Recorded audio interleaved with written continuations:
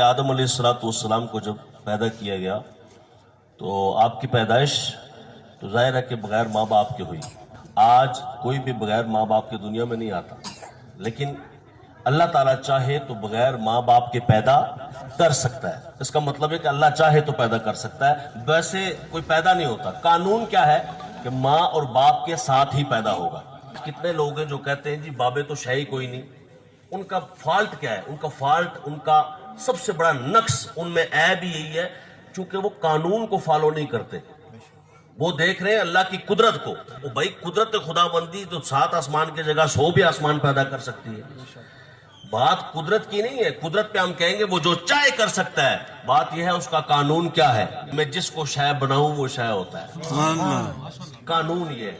تو قانون کیا ہے؟ بغیر ماں باپ کے کوئی پیدا نہیں ہوتا۔ اس پر ایمان رکھنا ضروری ہے۔ اگر کوئی کہے نہیں بغیر ماں باپ کے دیکھو جو اللہ پیدا کر سکتا ہے، آج ہم قانون نہیں مانیں گے، یہی قدرت خداوندی مانیں گے، تو کر کے دکھائے پھر۔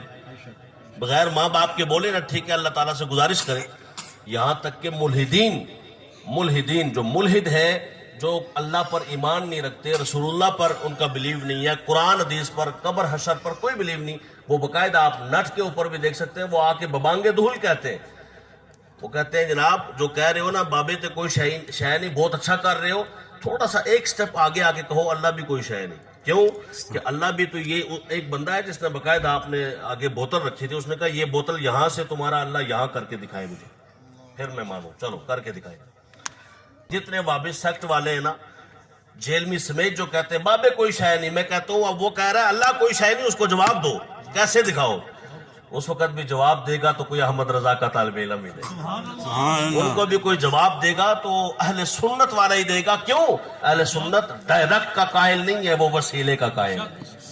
پھر وہ قرآن کی آیتیں پڑھ کے سنائے گا اور وہ کہے گا بھئی اللہ تعالیٰ کیسے یہاں سے بوتل یہاں رکھتا ہے؟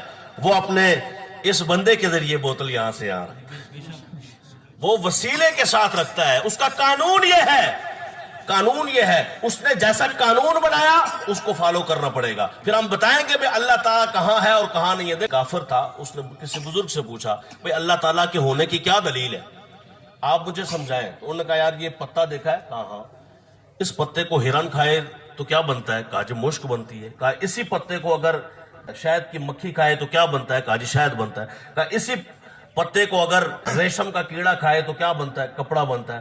کہا دیکھو ایک ہی پتا ہے اور ایک ہی پتا مختلف چیزوں نے کھایا تو مختلف چیزیں بن گئی۔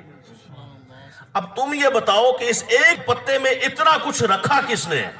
وہ اسی پتے سے مشک کس نے بنایا ہے، اسی پتے سے ریشم کس نے بنایا ہے، اور اسی پتے سے دیگر چیزیں کس نے بنائی ہیں، شہد کس نے بنایا ہے؟